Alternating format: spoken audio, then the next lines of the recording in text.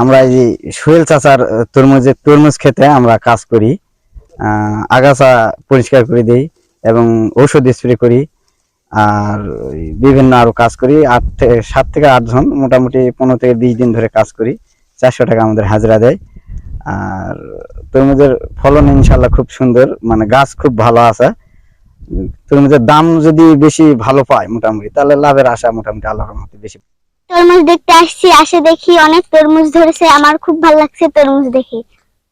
এখানে বাগানে দেখতে আসলাম তরমুজ কিরকম হয়েছে, দেখে আসে অনেক ভালো লাগলো। অনেক ফসল মানে তরমুজ হয়েছে। ইনশাল্লাহ পরের বারে আমরাও তরমুজের বাগান দেবো। এরকম উদ্যোগটা নেওয়া সকলেরই উচিত, কারণ এখানে কাজ করে অনেকেই মানে তাদের ফ্যামিলি চলে। এখানে আমি 3 বিঘা জমিতে তরমুজ লাগাইছি, কালো, ইয়েলো এবং বাংলালিং জাতের। শুরু থেকে শেষ পর্যন্ত এই যাবত পর্যন্ত প্রায় 1.5 লাখ টাকার পার খরচ হয়েছে। বাজার যদি ভালো থাকে আর আবহাওয়া অনুকূলে থাকে, আল্লাহ যদি ফলন ভালো দেয়, তাহলে আশা করতেছি 4-5 লাখ টাকা বিক্রি করতে পারবো ইনশাল্লাহ।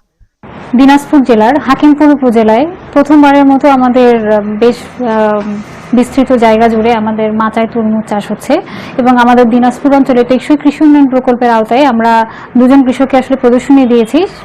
সেই প্রদর্শনীর আওতায় আমরা 3 ধরনের জাত কৃষকদের মাঝে দিয়েছি, অনুভব, তৃপ্তি এবং ব্ল্যাক বেবি।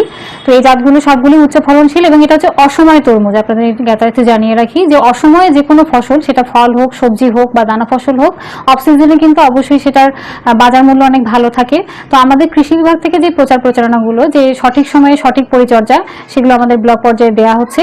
তো আমরা আশা করছি যে আমাদের হাকিমপুরের কৃষক ভাইরা যেহেতু প্রথমবারের মতো বড় পরিসরে তরমুজ চাষ করছে, তো অবশ্যই তারা মানে লাভবান হবেন সেই বিষয়ে আমরা প্রত্যাশী এবং আমরা আমাদের যে সেবাগুলো তাদেরকে বিভিন্ন ধরনের প্রচারণার মাধ্যমে তাদেরকে সচেতন করছি এবং কি ধরনের পরিচর্যা করলে পারে আরো বেশি পরিমাণে ভালো ফল পাওয়া যাবে সেক্ষেত্রে আমাদের পরামর্শ সেবা অব্যাহত আছে এবং আমাদের ব্লক পর্যায়ে উপসহকারী কৃষি কর্মকর্তাগণ সার্বিক মনিটরিং এর মাধ্যমে তাদের এই কাজগুলো বাস্তবায়নে সহযোগিতা প্রদান করে।